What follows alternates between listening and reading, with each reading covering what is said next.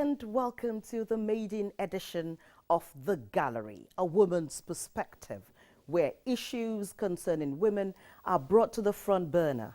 I am Shiju Alabi.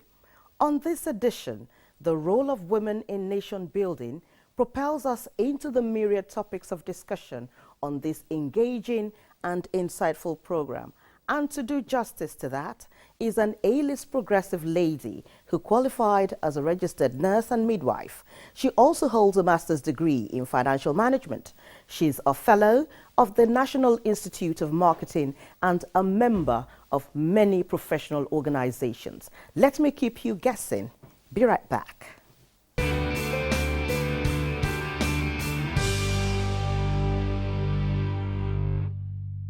You're watching The Gallery, a woman's perspective.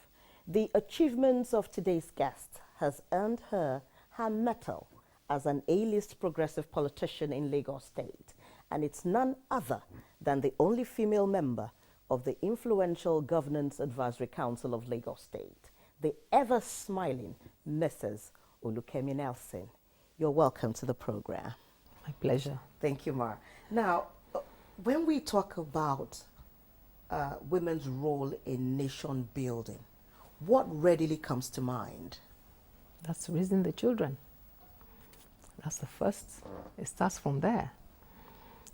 Because when you raise the children properly, they grow up and they take their own place in nation building. That's number one. Two, women as the wife. When the home is comfortable for that man, he will be his best at work. Now, women as holders of offices, of political office, maybe in the civil service, at the echelon of their career, they also have a great role to play. And most of the time, when you're looking for honesty, relative honesty, the women come to mind. And integrity. And integrity. That's a very vital word that you've just used there, because sometimes this becomes the bane when you get into, even if it's corporate or, you know, if it's a public service. How crucial is integrity, particularly where women are concerned?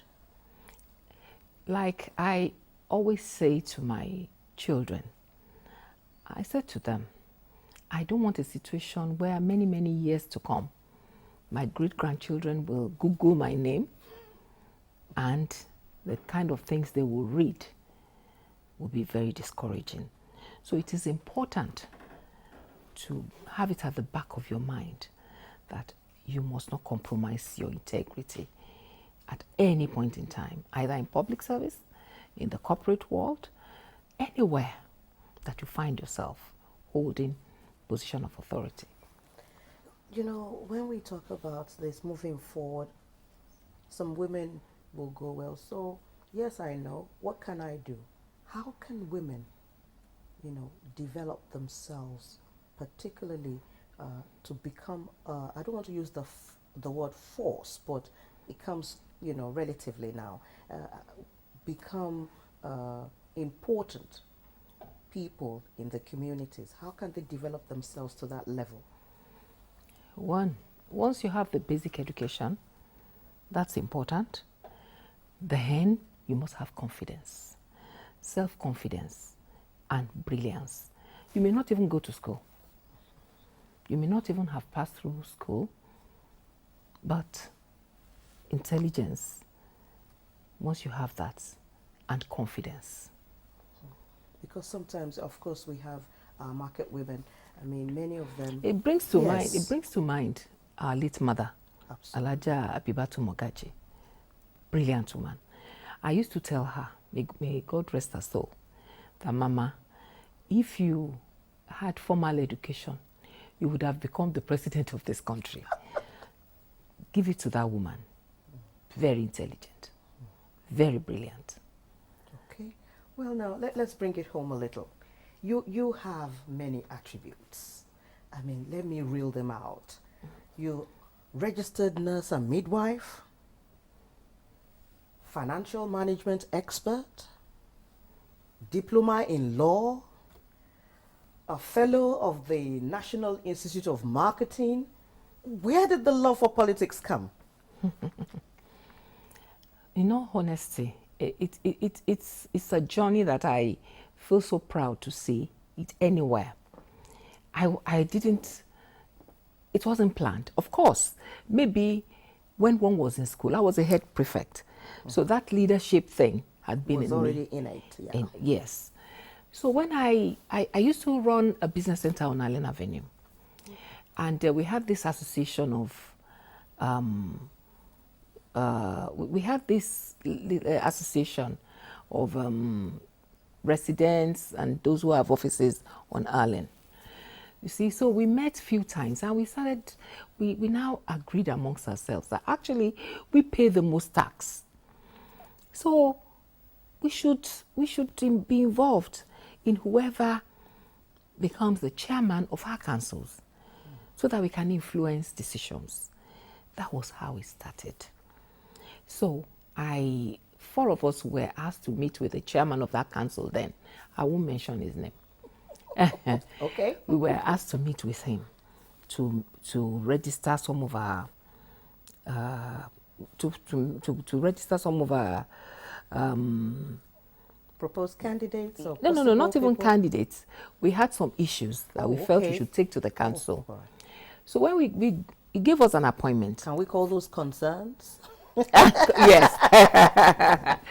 So when we got to the office, we sat down and he gave us time. We were there. We abandoned our businesses.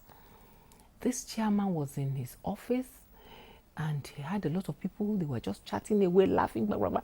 Kept us sitting there for so long. I said, what's going on? Few times we called the secretary, and it was, he will soon be with you. He will soon be with you. It was at that moment that I decided that, not again. Anybody that will occupy this seat, we must be part of those that will decide who gets into this office. Eventually we met him, but we were not too impressed. And that was one of the things that really aroused my interests. So what did you now do? What I now did. When Babangida now came out and said, a little to the right, a little to the left, and they wanted new breed politicians. Of course, I decided I was going to join one of the parties. So I joined the NRC then, National Republican Convention. So I became a member. And from there, I came out to run for an office, an elective office then, the Lagos West Senatorial District. Of course, I was very involved in the party hierarchy up to the national level. And of course, I lost that election, but I never gave up because I've always believed that what makes you a strong person is your ability to fall and rise again. So for me, that was just the beginning. And one thing led to the other. After that, the Abacha period came. I contested to go to the House of Representatives in the Ikeja Federal Constituency. Of course, I won the election. And of course, we knew what happened. Abacha passed. So I now decided that, okay, henceforth, let me join the party that is dominant in my state and my zone. That took me to Alliance for Democracy. That was when I joined the Progressives, and I've not looked back since then. More to come on the role of women in nation building. Be right back.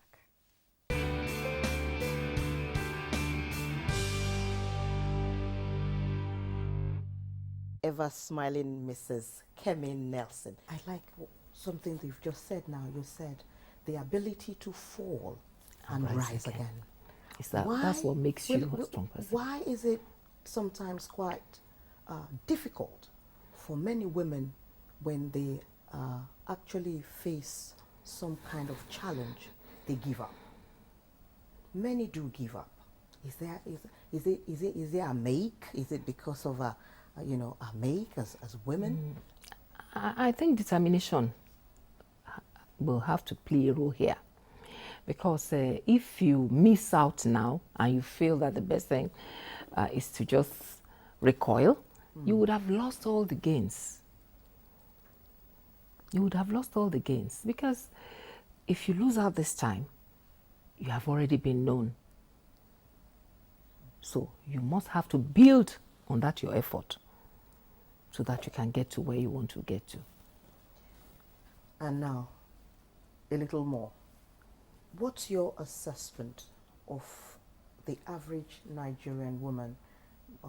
What she is to do to improve her lot in a fiercely competitive male-dominating society? Well, a lot of psychology has to come to play. Most of our men, without sounding Beijing has been up for 30 years, so people have almost given up. It's like a wife and a husband. There is nothing you want to get from your husband that you cannot get if you know how to manage him. You just need to manage him. Patronize him. Patronize him. Some tricks of the trade. Please tell us. Patronize him. Okay. Let him feel the best in the world. And it's the same thing you carry to the political terrain. Be nice to them. Convince them that you can hold out. Convince them that you can be trusted. Trust. Once they know you can be trusted, it will be easy for you to have your way with them. I see. Is it true that it can be quite challenging for a woman to actually attain a high level of authority, in this climb? And if yes, why? Well, I don't want to belong to the class of those who would have that kind of reasoning. I don't want to belong to that class. Don't forget that the way we were brought up has already given a lie to the fact that they make them feel they are superior. Even though unsung. Right? But at the same time, like I keep saying, you need the confidence. Then most of our women, somebody that shouldn't aspire beyond a councillor will say, I want to go to the Senate. Know your limitations. That's it. Once you know your limitation, you get all the support that you need. And from there, you start to grow. Some of us didn't have anybody to mentor us at that time. And honestly, I even go out of my way unsolicited to talk to some of these young women that I wish I had this opportunity. I tell them, what we miss out is most women wait for somebody to pull them up without any effort. But you've got to put some effort. Even politically, if you play politics in an area, ask where is the ward meeting. You don't have to go there every day. Go there once in a while. Maybe it's a box of biscuits, just share it out. Meet them, talk to them, chat with them, build confidence. In fact, if they say, we want to sponsor somebody to go to House of Rep, they will start looking out for you. You would have built confidence, and they will now say, okay, if she's there, that means we are there. We have access to her. If she's not, she doesn't have heirs. Because some of us, that's where I'm going. If you have heirs, you can't get along with them. Because it's going to create a gap between you and them. And of course, you can't be in a political space and say, nobody should come to my house. I don't welcome anybody. I'm not saying you should open your house to the whole world, but let them feel that they have access to you. That when they can share their pains with you, they can share their joy with you. At times I go out of my way. Maybe one of the boys or girls is having an event. I just go out of my way, surprise them. I won't tell them I'm coming. So that they won't be disappointed if you don't come. Just surprise them. You know, it's not all about money. Yes. It's not all about money. Such little things.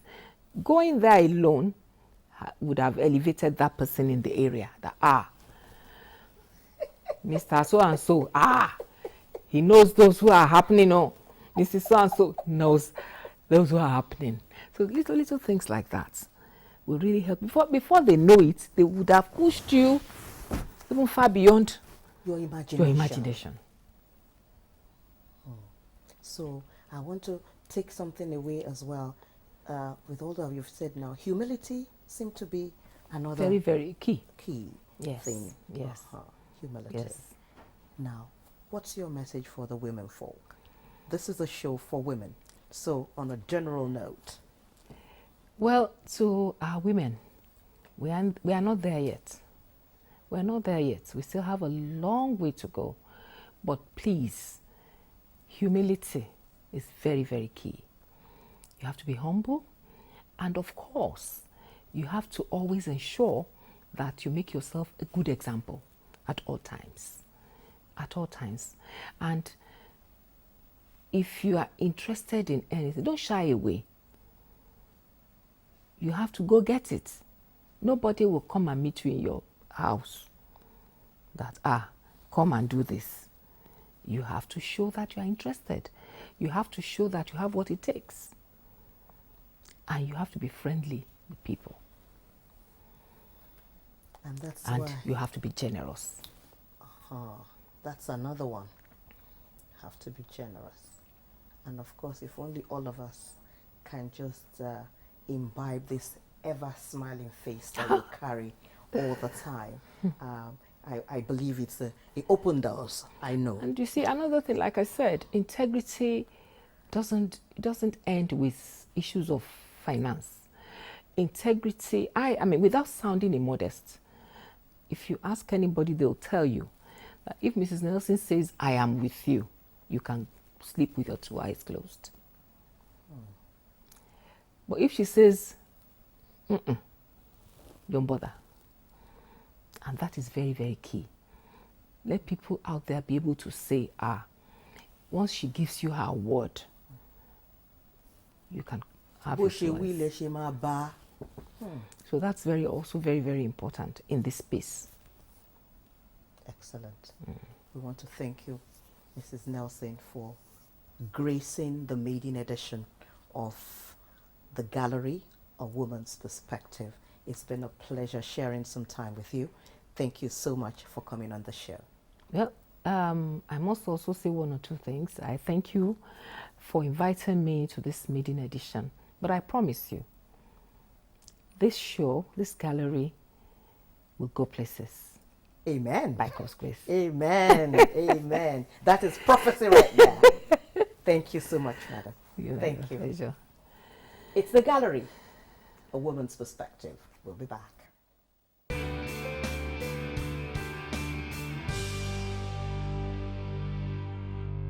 Let's take a look at the etiquette corner.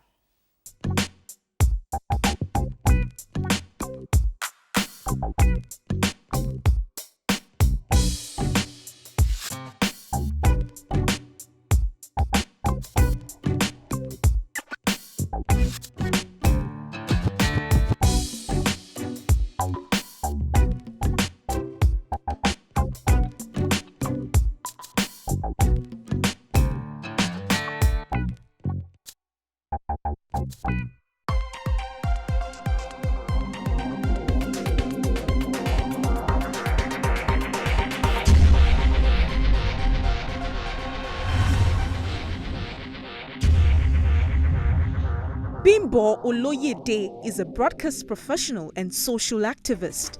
Although retired from actively anchoring the news, she remains a consultant with many media stations, providing training support to the executive management and staff. In 2016, she published her first book titled Strictly Speaking, Pronunciation Made Easy, designed to help non-native speakers of English, students and professionals alike, become confident speakers and better communicators, no matter their stage. Bimbo wears many other hats as compare, personal coach, writer, producer, and author. Bimbo is also a recipient of the Lifetime Achievement Award for Journalistic Excellence by the Wole Soyinka Center for Investigative Journalism.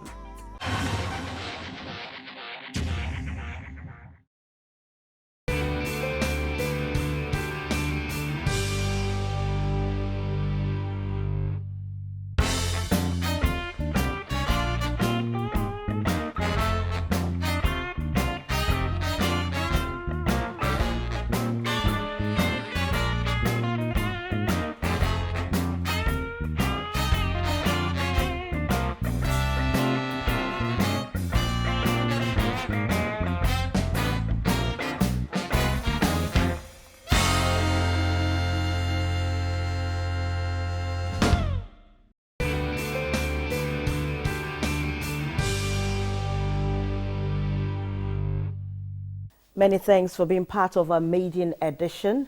I am Shiju Alabi.